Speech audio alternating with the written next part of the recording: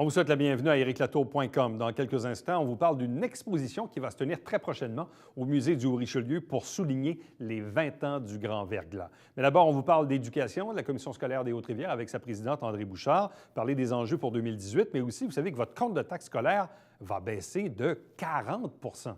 C'est tout un cadeau.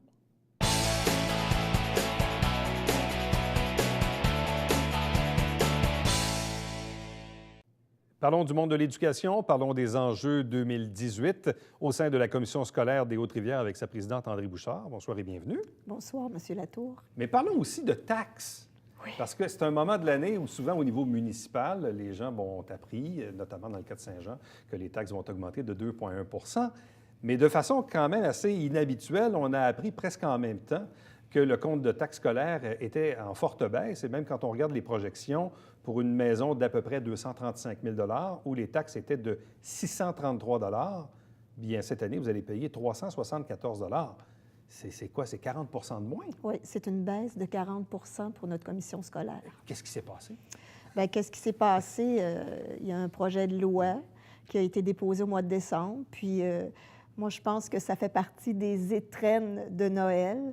Et en voulant davantage d'équité pour les contribuables, le ministère, c'est dans le projet de loi pour la prochaine année. Puis pour la commission scolaire des Hautes-Rivières, c'est sûr qu'il y a des commissions scolaires qui vont rester à peu près égales, mais il y a des commissions scolaires où est-ce que, par exemple, le taux était de 19 sous du 100 d'évaluation. Il y en a qui étaient à 31 sous. Là, on va être à peu près... C'est le taux le plus bas de la région, qui va être le taux de tout le monde dans la région. Chez nous, c'était, je pense que c'était 20... En tout cas, ça baisse je ne me rappelle pas, là, mais ce qui fait que le gouvernement va devoir nous donner ce qu'on appelait jadis de la péréquation. Oui. Maintenant, ça va s'appeler une subvention d'équilibre. Mais ça va être de la péréquation. Mais l'idée, c'est de ramener toutes les commissions scolaires au même niveau? Absolument. Bien, c'est aussi... Oui, parce que dans une même... Je vais juste vous donner un exemple. Dans l'Outaouais, les gens, les personnes, quand il n'y avait plus d'enfants à l'école, pouvaient choisir de payer leurs taxes scolaires à la commission scolaire anglophone, où c'était moins cher.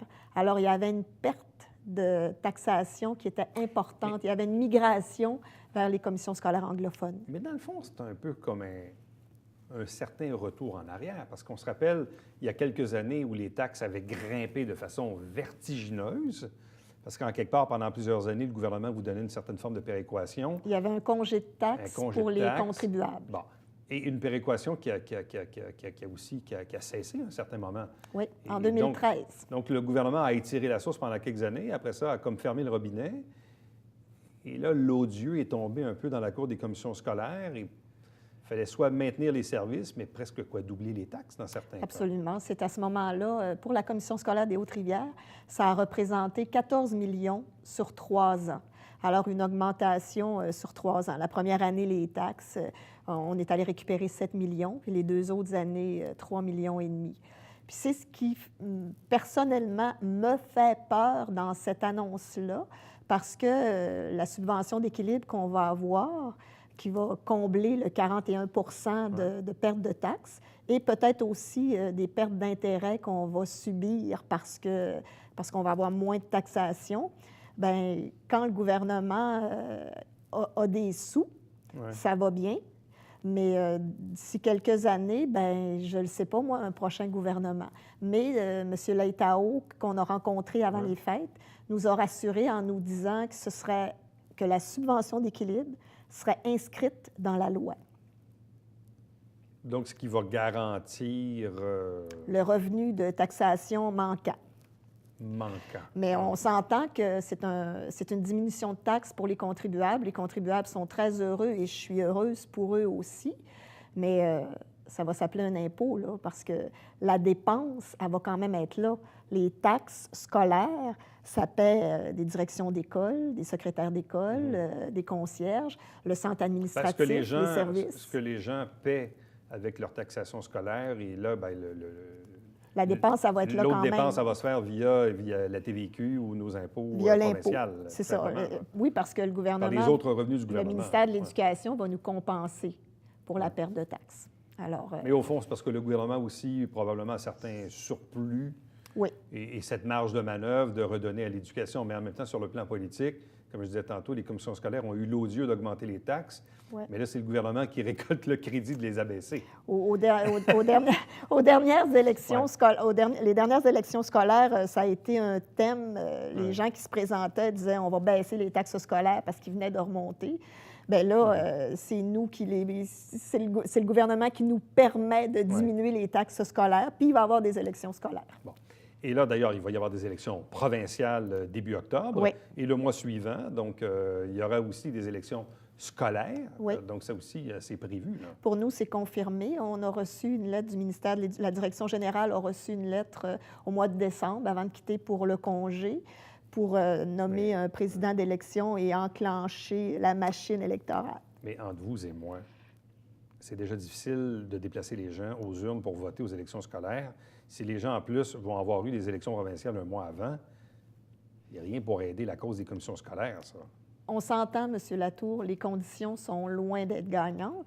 Et jusqu'à maintenant, on n'a pas de signal que les choses vont s'améliorer, que les conditions vont être davantage gagnantes. Bon. Dans un monde idéal, on serait allé en élection en même temps que le municipal. C'était ça qu'on avait demandé, puis je pense que... Mais ça ne s'est pas fait. C'était trop compliqué. Bon. Là, on est, dans votre cas à vous, un peu comme à mi-chemin dans l'année scolaire, l'année scolaire de septembre à juin. On est pas mal au milieu. Quand on regarde ce qui s'est fait depuis la rentrée scolaire, ce qui reste à faire d'ici le mois de juin, quels sont pour vous les principaux enjeux, les principaux dossiers sur lesquels vous voulez tabler là, dans les prochaines semaines?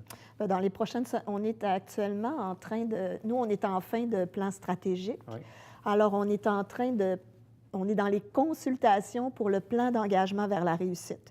Parce que maintenant, on n'aura plus de plan stratégique. Ça va s'appeler un plan d'engagement vers la réussite. Alors, on est en train de faire un état de situation après nos années de plan stratégique, puis avec les dernières années qu'on a vécues. Puis, c'est ça que... Je pense que c'est ça la priorité. On table aussi, évidemment, sur les communications à la commission scolaire qu'on essaie d'améliorer. Puis on continue tous les dossiers qui sont enclenchés, c'est-à-dire qu'on suit de très près, la réussite de nos élèves. À cet effet, au mois de décembre, on a déposé notre rapport annuel pour l'année 2016-2017. Puis on était très heureux de constater que les décisions des dernières années, des décisions administratives, des décisions pédagogiques, puis vous le savez, elles n'ont pas été toutes faciles, là. Ça commence à porter des fruits. Nos élèves sont en bonne voie, l'amélioration du taux de réussite de nos élèves. Bon. Alors, on continue dans ce sens-là. Avez-vous des demandes particulières à l'égard du ministère de l'Éducation concernant certains bâtiments, agrandissements ou autres? Parce que, on le sait, je l'ai dit tantôt, on est en année électorale, donc c'est parfois le moment peut-être de demander des choses et peut-être d'avoir des annonces dans les semaines qui vont précéder les élections. C'est souvent comme ça que ça fonctionne, mais est-ce qu'il y a là aussi quelques dossiers en attente sur le bureau du ministre en ce moment? Nous, on attend un agrandissement pour l'école Saint-Eugène. C'est ça, la priorité, un agrandissement nécessaire. Puis il faut vraiment l'avoir ce printemps pour être capable d'enclencher les travaux d'agrandissement pour la rentrée 2019. C'est notre priorité. Pour la rentrée 2019? Oui. Donc, quand même, dans un an et demi. Bien, ça prend un certain temps. Bien là, 2018. Ouais. Donc, ça nous, veut on dire... est déjà dans les préparatifs de la rentrée 2018. Donc, ça veut dire que dans le meilleur des mondes, si vous avez cette annonce-là dans les prochains mois, donc vous dites la rentrée 2019, mais ça veut dire que les élèves de Saint-Eugène devront encore vivre une année scolaire 2018-2019 dans le bâtiment actuel. Oui, mais ça fait depuis l'été, depuis le printemps passé, de bonne heure à l'été, là, que la demande est faite, puis qu'on est bien positionné. Tous les travaux ont été faits. M. Turcotte a fait son travail, puis je pense qu'il continue de le faire encore, parce que là, évidemment, c'est rendu politique, là. Le dossier administratif, lui, est monté, puis on a fait la preuve que, oui, on est encore capable de transférer des élèves, mais en 2019, là, il y a des élèves qu'on ne sera pas capable d'asseoir dans nos écoles. Avez-vous des indicateurs comme quoi que le ministre Proulx serait prêt à faire une annonce là-dessus prochainement? Je n'ai pas d'indicateur. Vous n'avez pas eu de... Moi, je pense qu'en Montérégie... Avez-vous pu le sensibiliser personnellement là-dessus? Oui, on a rencontré le ministre à cet effet-là. Bon, ce qui était quand même assez réceptif. Monsieur Proulx entend tout ce qui se dit. Oui. Il entend, il écoute bien, là, mais évidemment, des fois, c'est au Trésor que ça bloque. Outre l'École Saint-Eugène, avez-vous d'autres demandes au ministère de l'Éducation en ce moment? Pas en ce moment. C'est vraiment la seule. Oui. Bon, dans le cas de ce projet dont on a parlé à quelques occasions pour l'École des métiers, qui est sur 2 édifices en ce moment, est-ce que ça, ce n'est que partie remise? Oui, ce n'est que partie remise parce que, évidemment, il y a un grand comité de réflexion au début de février sur la formation professionnelle. Puis, ça va peut-être donner des enlignements provinciaux. Alors, mais on caresse encore ce souhait-là de loger la formation professionnelle avec l'éducation des adultes, avec le service aux entreprises, sous un même toit. On caresse toujours ça, mais dans les conditions actuelles, c'est pas possible. Bon. Vous êtes à la tête de la présidence de la commission scolaire depuis combien de temps maintenant? 2003. 2003? Oui. Là, on l'a dit tantôt, il va y avoir des élections scolaires là, à l'automne. Est-ce que vous serez sur le rang ou si vous avez déjà annoncer votre départ prochain? Est-ce que vous êtes encore en réflexion? Je suis en réflexion. Toi, toujours? J'ai eu des années difficiles, mais c'est des années de grands défis. Il en reste encore, mais je trouve qu'on commence à récolter ce qu'on a semé depuis quelques années. Puis j'ai encore... quand je pense que je ne me présenterai pas, je deviens bien émotive. Alors, je suis en réflexion. André Bouchard, merci beaucoup. Ça me fait plaisir. Je vous souhaite une bonne année 2018, la santé et la bienveillance. Merci, c'est gentil. Restez avec nous puisqu'au retour, on vous parle d'une exposition au Musée du Haut-Richelieu, une exposition sur les 20 ans du verglas.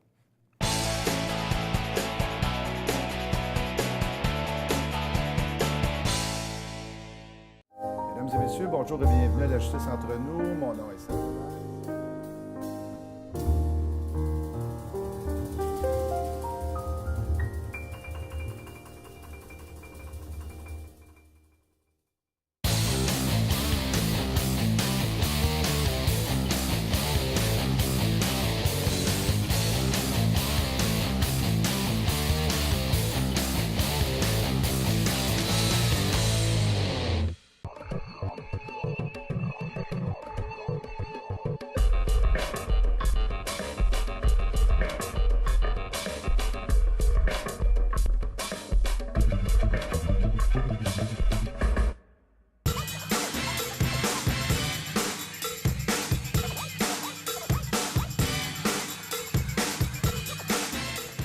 Dimanche, 9h30, Télé Bingo, on vous attend.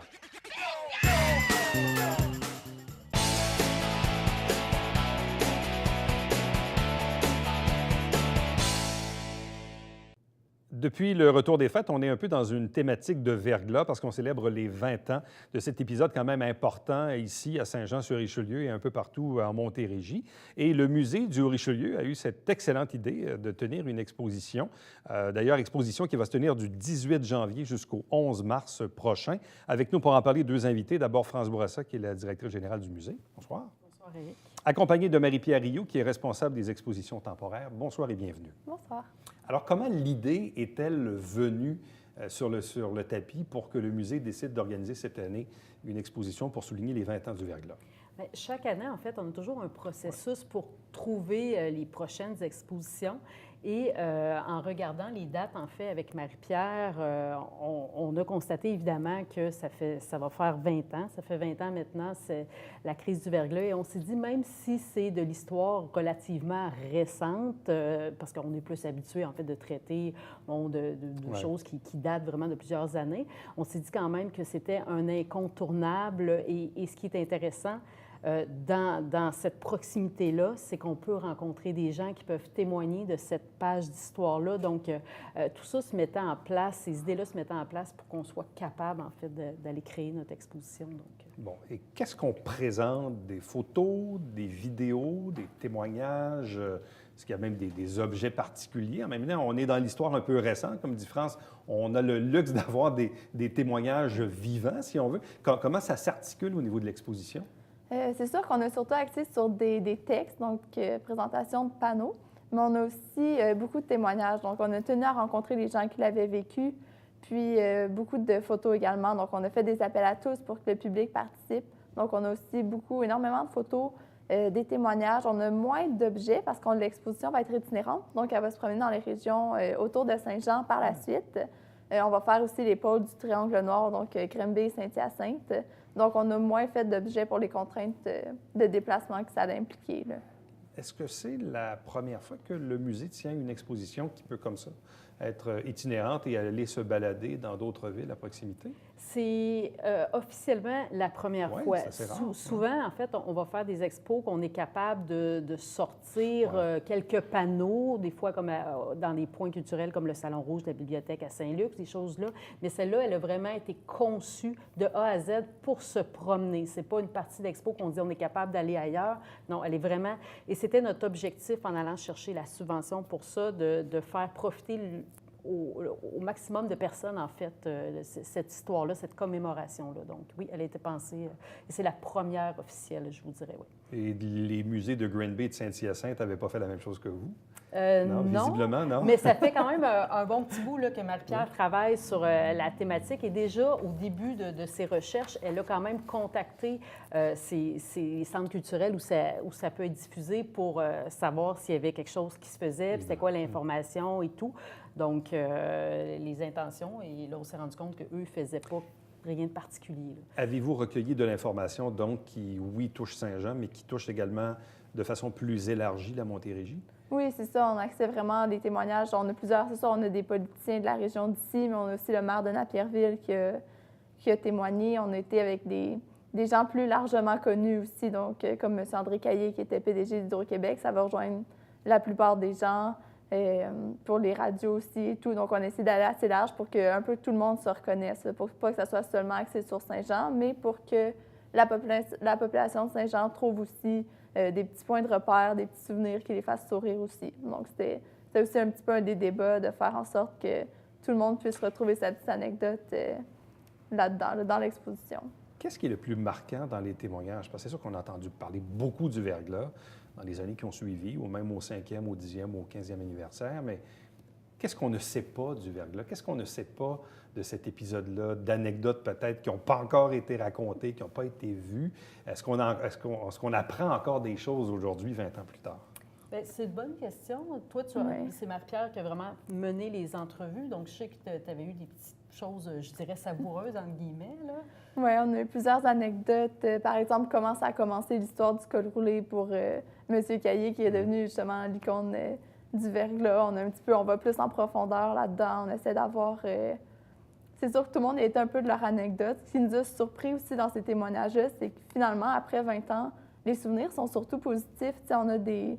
C'est vraiment la solidarité qui ressort des témoignages, à quel point ça a marqué les gens, puis que finalement, ils s'en sont bien sortis de cette crise-là, puis que ça a été une catastrophe, ça a été difficile, mais les souvenirs sont quand même bons, puis ils sont quand même positifs après 20 ans. Donc, c'est sûr, tout le monde a été un peu de ces petits témoignages, ces petites anecdotes personnelles, donc on essaie de faire sortir tout ça aussi pour l'exposition. C'est drôle la question que je pose, mais pour les plus jeunes, parce que, bon, moi, j'ai 46 ans, donc évidemment, je l'ai vécu. J'étais journaliste à l'époque, je travaillais, ma conjointe aussi. Mais quand on en parle à nos enfants ou à leurs amis ou à des gens un peu plus jeunes, des gens qui avaient 3, 4, 5, 7, 8 ans, ils ont des souvenirs du verglas, mais pas autant que nous, à l'âge adulte. Peut-être vous-même qui avez travaillé sur ça, ou vos collègues. Vous entendez parler de la crise, mais pour vous, la crise, vous l'avez peut-être peu ou pas beaucoup vécue, ou vous vous en rappelez pas beaucoup.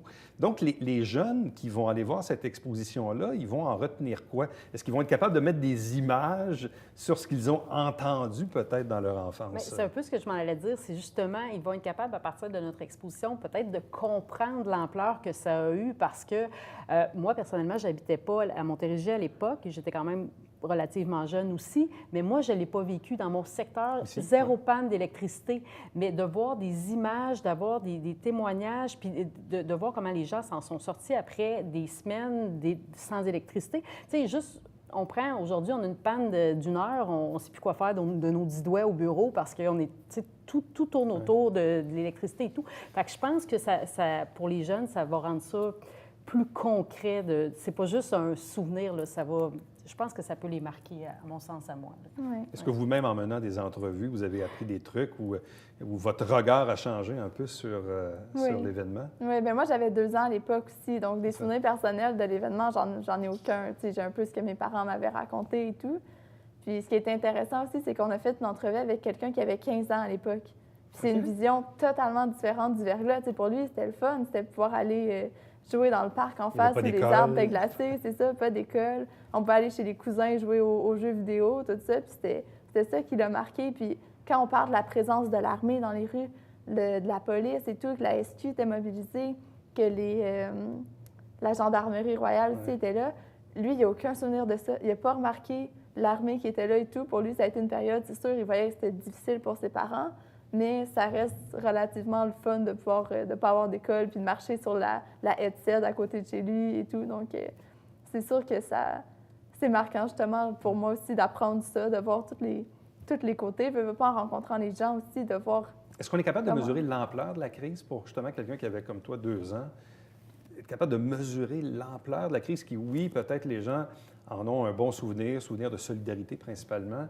mais en même temps de comprendre toute la chronologie de cette crise-là qui, pour nous, a duré quand même plusieurs semaines. Mm-hmm. Est-ce qu'on est capable, avec les témoignages et les photos, d'en mesurer l'impact? Je pense que oui, justement, avec les photos qui vont tellement montrer différents aspects de la crise, avec les différents témoignages aussi des différentes personnes qu'on a rencontrées. Vraiment, ça donne une bonne vision d'ensemble. Puis les photos sont assez marquantes. Puis on a essayé d'en mettre justement le plus possible, autant sur les panneaux que dans nos bornes interactives, pour que ça parle aux gens, puis qu'on vraiment bien comprendre avec beaucoup de chiffres aussi à l'appui pour montrer vraiment... je pense qu'on y va assez en profondeur, qu'on montre vraiment plusieurs aspects pour comprendre à quel point ça a été une période difficile.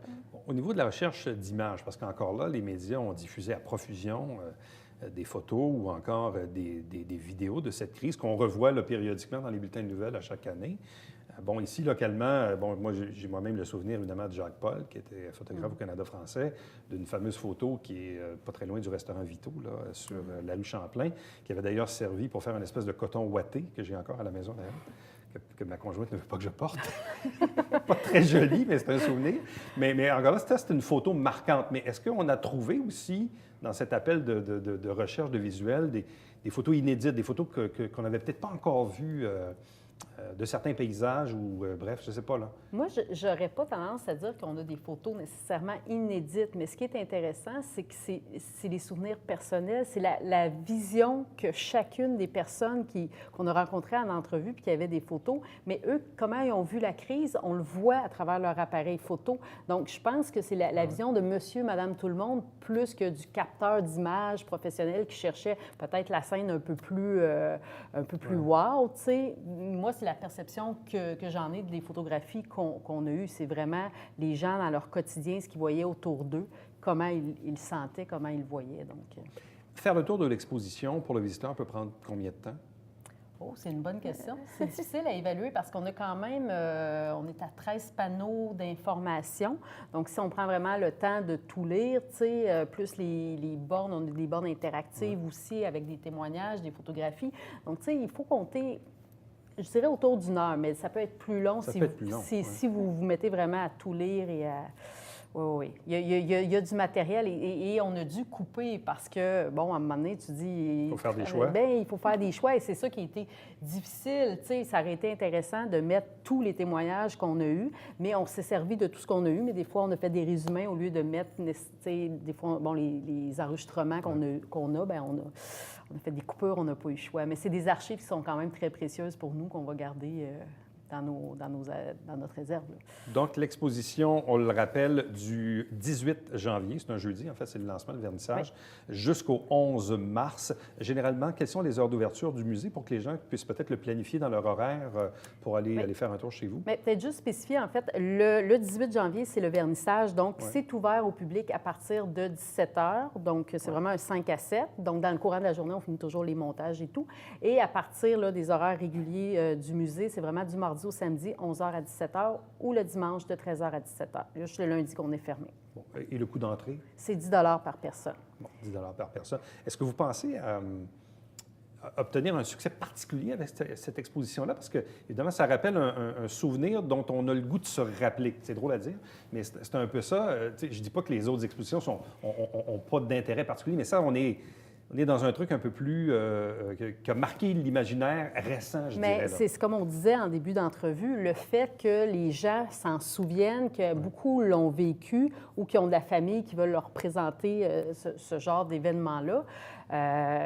On s'attend quand même à une bonne affluence. Puis on le voit déjà par les réseaux sociaux, notamment Facebook. On a commencé à poster la publicité. Puis il y en a qui se retaguent un et l'autre, là, excusez l'expression, mais de dire hey, on va-tu voir ça, on va-tu. Fait qu'on sent parfois, que l'hiver, vraiment, les gens aussi se cherchent aussi des activités intérieures. Oui. Donc, c'est un bon choix à ce moment-là. Oui. Puis, je vais peut-être spécifier, peut-être que tu t'en allais là aussi, mais que cette exposition-là est itinérante. Donc, Marie-Pierre l'a mentionné aussi, mais après le 11 mars, on va se promener dans différents lieux culturels. On a des ententes avec certaines municipalités. Donc, on va couvrir vraiment l'année 2018 au complet. Ouais. Bien, à vous deux, merci beaucoup. Puis, bonne chance, félicitations. Merci beaucoup. Restez avec nous, puisqu'au retour, on vous présente le Babillard quotidien.